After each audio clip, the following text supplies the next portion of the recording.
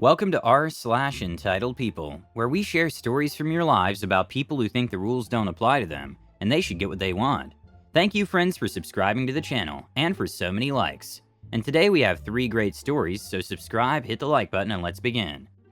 The first story. Automated my work now. Instead of 8 hours, work only 10 minutes remotely, but the salary is not changed.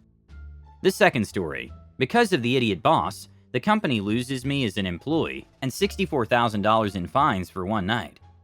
The third story. The manager penalizes me and lowers my salary for no apparent reason. I go to the CEO and he promotes me. The first story is, I automated my job over a year ago and haven't told anyone. I work for a mid-sized law firm that hired me as an IT specialist to handle all of their digital evidence for trials.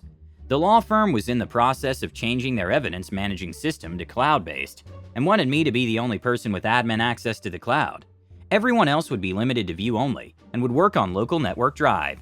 Sounds great, but I quickly realized this was the only task they expected me to perform in my 8-hour shift. This was in no way an 8-hour job, so I was stuck finding busy work at the office most of the time. Then COVID happened and I was asked if there was any way I could work from home. I set up a remote workstation, tunneled it to my house, and that's when the real fun began. In about a week, I was able to write, debug, and perfect a simple script that performed my entire job. It essentially scans the on-site drive for any new files, generates hash values for them, transfers them to the cloud, then generates hash values again for fidelity. In court, you have to prove digital evidence hasn't been tampered with. I clock in every day, play video games, or do whatever, and at the end of the day, I look over the logs to make sure everything ran smoothly, then clock out. I'm only at my desk maybe 10 minutes a day. For a while, I felt guilty, like I was ripping the law firm off, but eventually I convinced myself that as long as everyone's happy, there's no harm done. I'm doing exactly what they hired me to do. All the work is done in a timely manner, and I get to enjoy my life. Win-win for everyone involved. Edit. Wanted to answer a few questions I've been getting. 1. How much am I getting paid? Enough. 2. What work did they hire me to do? Sorry if it wasn't clear. The firm gets thousands of digital documents, photos, etc. on a daily basis. All of this goes on a local drive. My job is to transfer all these files to the cloud and then verify their fidelity. 3. Why do they think this is an 8-hour job? Before they hired me, they were struggling to keep up with things. Employees submit a spreadsheet of all the files they've placed on the local drive at the end of the day. Then the admin manager would check the spreadsheet and manually drag and drop the folders and files into the cloud. I still receive the spreadsheet every day, and it's what I use to verify my logs. 4. Why am I lazy/why am I wasting my life? I don't feel like I am. I do have a passion project that I work on during the day, but it's not relevant to the discussion. Hence the whatever portion of play video games or do whatever. 5. Why did I feel guilty? They're lawyers, lol. I know it doesn't fit most posts here, but I don't hate my boss. He's actually really nice, albeit not tech savvy at all. I don't actually work with or see the lawyers. I fall under administration since they don't have an IT department. 6. What code language am I using and how can you do this? The script is in batch with some portions of PowerShell.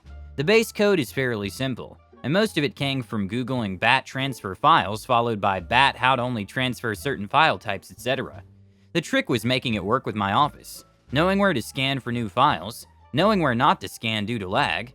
Seriously, if you have a folder with 200,000 TXT files, that crap will severely slow down your scans. Better to make it manual and then change the script to omit that folder from future searches. 7. Why don't you sell it and make bank? Please understand that this is not some high-end program that's worth millions. This is a few lines of code written in Notepad. It only has value in this situation, because no one else had the skill to do it. This is the type of script people put on GitHub with a $5 price tag linked to their PayPal. Edit 2. One more edit to answer a few more things. 1. Don't delete the script due to legal reasons. I agree. I checked my employee contact and there's no IP agreement in there, so I thought I'd be safe, but it's probably better if I don't try my luck. 2. How are you using your own equipment? Short answer, the local drive is theirs. The cloud drive is theirs, the VPN is theirs. The PC that I bought with my own money specifically for this task only runs the script. There's no work files or evidence being stored on my PC. The script is literally the only thing on the PC other than the OS. Carpenters might buy their own tools because they know exactly what they need and what works for them. I bought my own PC for the same reason. 3. It can't be this simple / this is fake because you aren't doing blah blah. You're right, it's not this simple. There are more steps involved in the script, and it performs functions I haven't discussed. Discussing these functions would be more likely to give away my location. The core of the script, transfer and hash, is accurate. It's the extra steps I take that are specific to my office that I'm leaving out. Treat your paycheck as a subscription to an automation program, haha. Big companies love subscription services, right? Or if it helps you justify it, they're not paying you for the 10 minutes a day you spend on it. They're paying you to do the job reliably and have an expert at the ready to jump in and fix any problems as they arise. If you leave, even if you leave the script, if they don't replace you and something goes wrong, they're in deep SH. You know, stories like this teach me and motivate me that I need to 1. Learn how to code, and 2. Find a quiet office job with the ability to work remotely. With point 2 is easier, as now the work is more remote than in place. But how to get my lazy A to study programming is certainly difficult. Share someone in the comments how you learned coding and programming. The second story is, apparently I cost the company $64K when I left.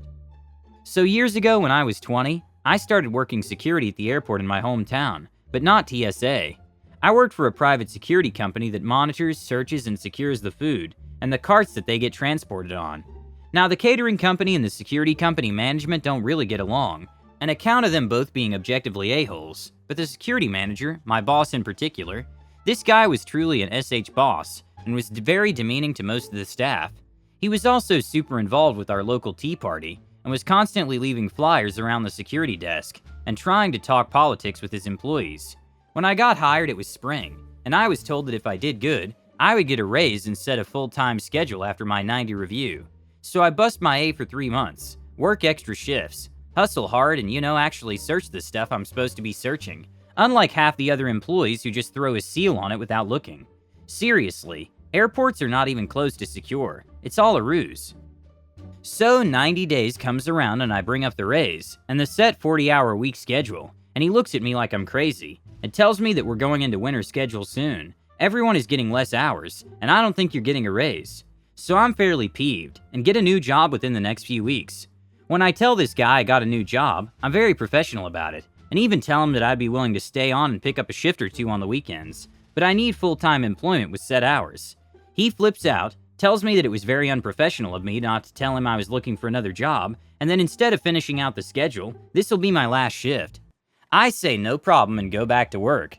About 2 hours later, he comes up to the security desk and tells me that he wants me to finish out the schedule. Exactly 2 weeks, and if I want to work weekends, he's fine with it.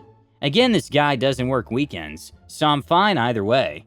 Well, the first week I'm on weekends, only he puts me on a shift that gets off at 4 a.m. Monday morning, and I work one, because I'm young and inexperienced, and then tell him I can't work that shift because I got work at 9 a.m. He grumbles a bit, but changes it and everything is fine. Then mid-December, he puts out the schedule and he has me working Christmas morning. So I call him up and I tell him I'm not working Christmas morning. I work 1 shift a week here and I'm not even normally available that day. It was like a Friday. So we go around about it and I finally just tell him I'm quitting, but I'm professional and will give him 2 weeks notice, ending right before Christmas. So he goes back and changes the schedule so that on my last shift, I'm working the 4 a.m. Monday shift. Seriously petty SH. I politely inform him I'm not coming into that shift, and he flips out, telling me that yes, I am working that shift, that I'm not getting a good reference from them if not, blah blah blah. I repeat that I will not be showing up for that shift and walk out of his office. I then tell the one cool guy I worked with to make sure and turn his phone off that Sunday or he might get called in. So that weekend rolls around and I work the second to last shift and leave my badge and stuff on his desk and leave. Sure enough, the next night I get a bunch of calls from him that I don't answer and don't think anything about it for the next year. Then I run into one of my old coworkers at a gas station, and he tells me that the boss is still cursing my name, because apparently the one guy I told to turn his phone off told literally everyone else. And on top of that, the manager really did believe that I was working that shift. Now, the thing about this job is it's stupid easy. For that shift, I think we only had 1 plane go out the whole shift, and it happened at like 2 a.m., and there was literally no one else there. Because 1 flight for a 6-hour shift, no one tells this guy that there's no security there until the catering company calls him, as the trucks are supposed to leave with the food, because no one has sealed anything. Literally every other employee's turned off their phone, and this guy has to drive almost an hour in the middle of the night to do the search and seal for this 1 load of airplane food. And did you know that if you delay an airplane, the company responsible gets fined like $2,000 per minute that the plane is delayed? Me neither, but this guy ends up delaying the plane significantly, because he's super late getting it secured, and the catering company doesn't give an F if he gets fined, and takes their time unloading the food. The company got fined $64,000, and apparently the regional rep came down and he got fired over the massive fine. That's just awesome. Karma's a B, man. What's especially cool is that you warned your former coworker to turn off his phone, and he advised everyone else to do it. Apparently they all really don't like your ex-boss either. That played a major role in the whole story. By the way, your judgment is flawed. You were worth nothing to the company. Your former boss was worth $64,000 to the company. This is what happens when you treat employees like crap. He had so many chances to do better, and he stomped on it every time. He seems very unprofessional. Unfortunately, this piece of crap supervisor probably hasn't learned anything from the whole experience either. Treat your people right. And the last story is, my boss suspended me, demoted me, and took my pay for an illegitimate reason. I go over his head to the owner and CEO and he offers me a promotion. I've been working at a small manufacturing plant that's part of a larger chain of plants across several states for the last 2 years.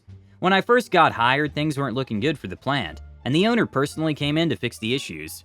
I was just a temp in an entry-level position, and he liked my work ethic, so he offered me a shift supervisor position. I took the offer and have been steadily getting raises from him directly for over a year now.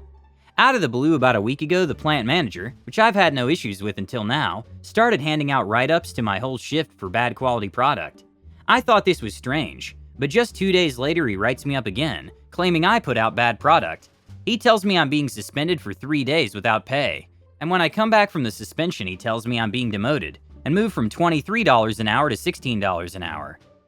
After hearing this, I immediately go to the lot where all rejected products are kept, and find that the other 2 shifts have had the same amount of bad product as me, but haven't even received a write-up, let alone a suspension. I contact the owner to fill him in on the problem, and he doesn't even question me.